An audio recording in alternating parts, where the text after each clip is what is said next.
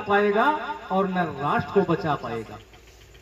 आज मुझे याद आ रहा है, महर्षि दयानंद सरस्वती जी महाराज अंग्रेजी शासन में हुए और उन्होंने बड़े दुख भरे शब्दों में अपने ग्रंथ में लिखा था कि जब तक जब राष्ट्र की बात आई कि राष्ट्र में एकता नहीं है, ये गुलाम है, तो उन्होंने कहा कि जब तक इस राष्ट्र के अंदर एक धर्म, एक भाषा और एक संस्कृति नहीं होगी, तब तक इस राष्ट्र के अंदर एकता आ नहीं पाएगी।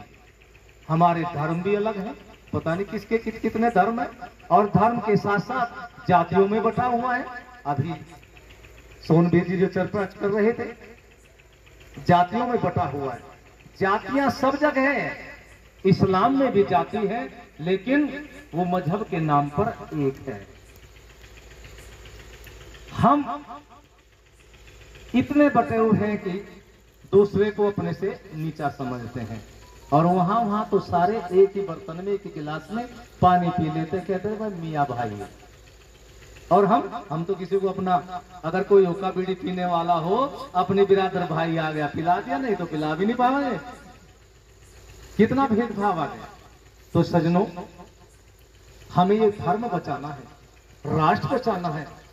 राष्ट्र और धर्म को खतरा बढ़ता हुआ जा रहा है। आज के नेताओं के द्वारा आपने एक बात सुनी होगी कि राजनीति में धर्म का कोई काम नहीं। कहते हैं ना, कहते हैं। मैं कहता हूं कि राजनीति में धर्म का ही काम है। यदि राजनीति में धर्म नहीं होगा तो राजनीति दूषित हो जाएगी, जैसे भारत की राजनीति आज दूषित हो रही है, क्योंकि वो धर्म के अर्थ को नहीं जानते। अरे धर्म का अर्थ यदि वो जानते तो ऐसी बातें क्यों कहते। धर्म का अर्थ है जो धारण करने योग्य हो, वही धर्म है। सूर्य का धर्म क्या है? अग्नि। चंद्रमा का धर्म क्या है? शीतलता। पानी का धर्म क्या है? शीतलता। यदि ये सारी बातें इसमें से निकल जाए तो सूरज नहीं रहेगा, चंद्रमा नहीं रहेगा, जल नहीं रहेगा। ऐसे ही राजनीति में से अगर धर्म को निकाल दिया तो राजनीति दूषित हो जाएगी और देश के अंदर उत्पात, धोखाधड़ी जो सारे देश के अंदर हो रहे हैं, वे होने प्रारंभ हो जाएंगे और वही हो रहे हैं। और इसके साथ साथ आज के नेता क्या कहते हैं